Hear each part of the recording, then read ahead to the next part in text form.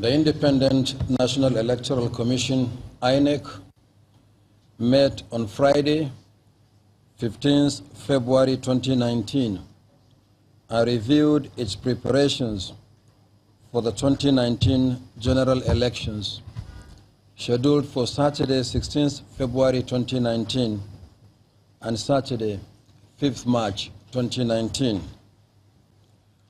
Following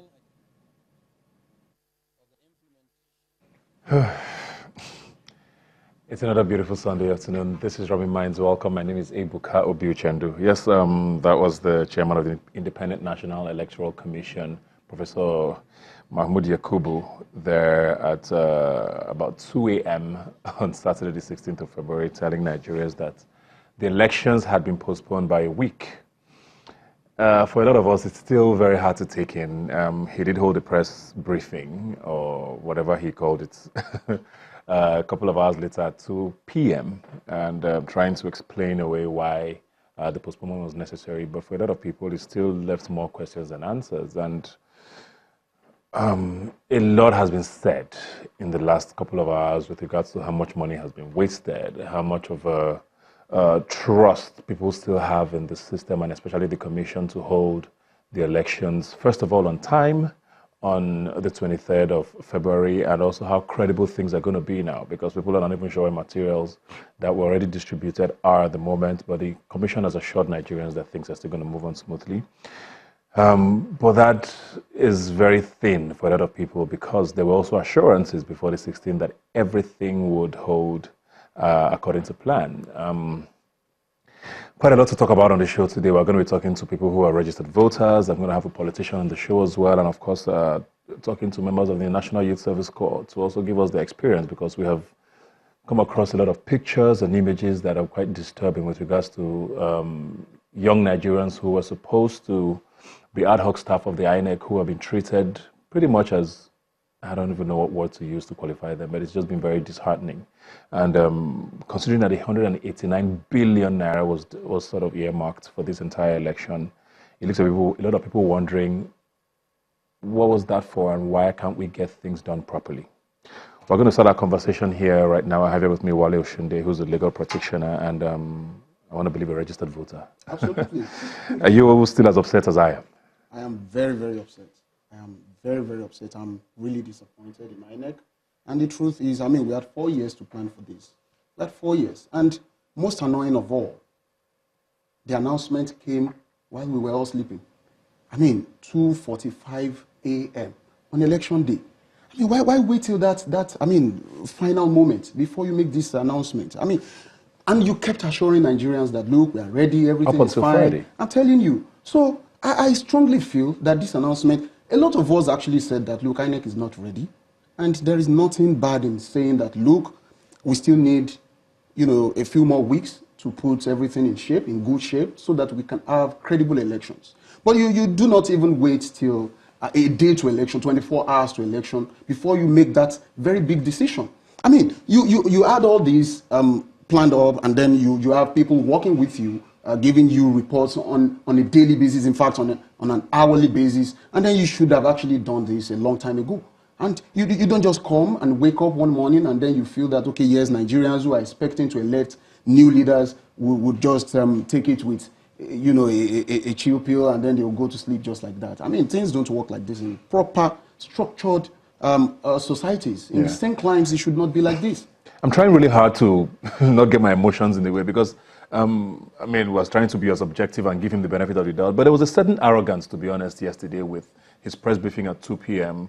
A couple of the people in the audience had stood up to tell him that he hadn't apologized to Nigerians, who were the most important people he should be addressing in all of this. Nigerians, like we've said, so many people have talked about people traveling across the country, businesses shut down. I have family in the village right now who travel to go vote. Are they going to be there for a week? There were so many people who were inconvenienced by all of this. People were already at the polling booths even before they heard that this thing wasn't happening. But there were questions about, okay, you've still not said you're sorry to Nigerians. And he didn't feel like that was important. I mean, I'm sorry, it's not going to fix anything, but empathy didn't seem to come across at all with all of this. And I'm also disappointed because they didn't do much in that direction. I agree with you completely. I mean, it should be a situation where you say you're sorry like a million times to Nigerians. I mean, these are people who have spent money, resources that, you know, they actually had to work so hard to make.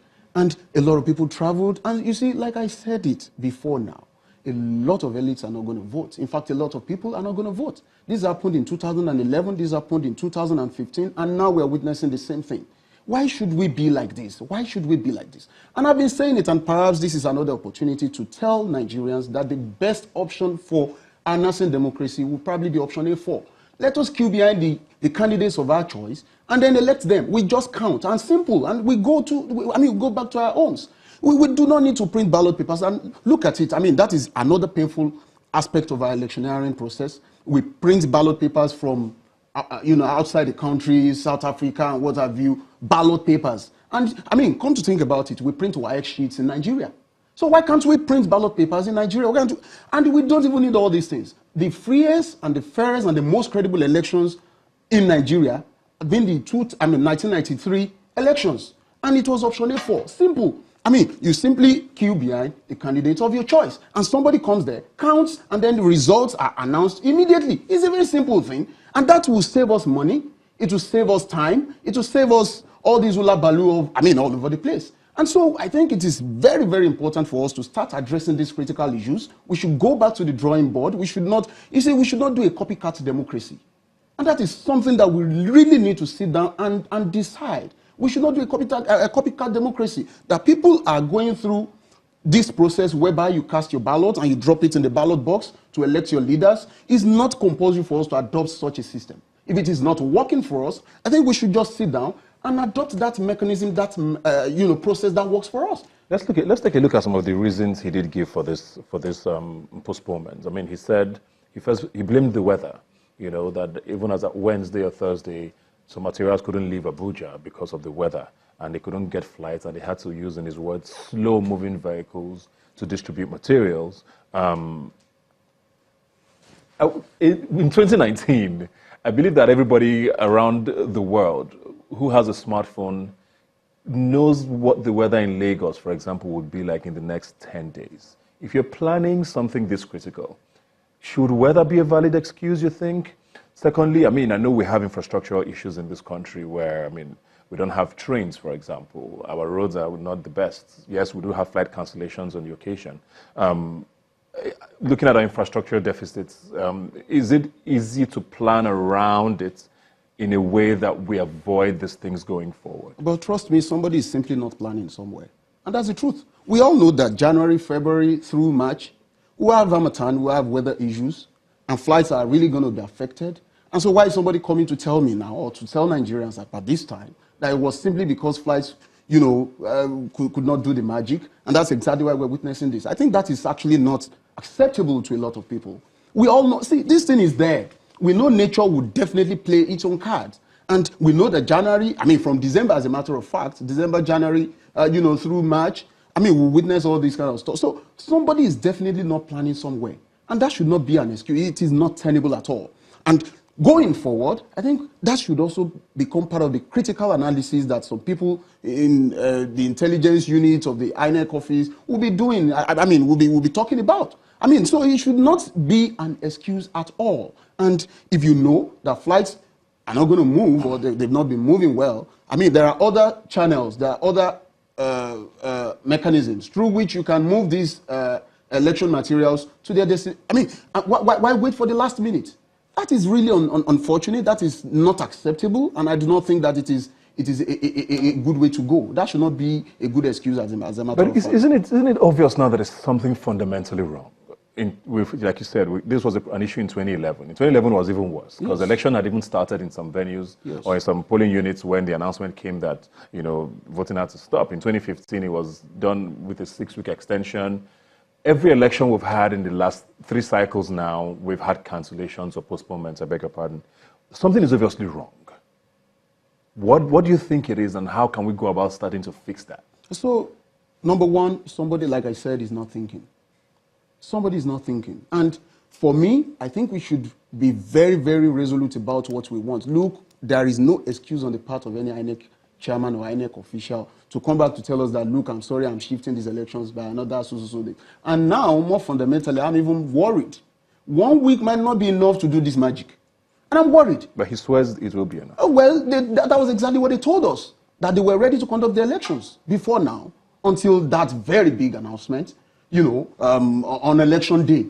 And I am really worried now, and I think this is another opportunity, to address the INEC chairman and by extension, the government of the day. You see, we really need to do something fundamental and critical at this point in time in order for us not to disappoint well-meaning Nigerians again. Because for me, I doubt if 1 week is going to be enough. They are not going to be sleeping now. And I would have said, okay, maybe 2 weeks or even 3 weeks. Let me tell you something. Nigerians are very patient people. They are not bothered about how many days you are postponing this election, but they are bothered about the credibility that would be attached to this process at the end of the day. So if you're saying 1 week, I do not see much difference between what you were walking through and what you were likely to get before now and the aftermath of this 1 week. And let's be very clear. And I think INEC should really, really do the needful now. I watched that press conference yesterday, and a lot of political parties were even asking the INEC chairman whether this 1 week extension, is cast in stone, or they can still amend, or they can still do something around it and all that. And I thought that the INEC chairman would have actually seized that opportunity to, of course, address this issue of the date. And I did see that happen yesterday.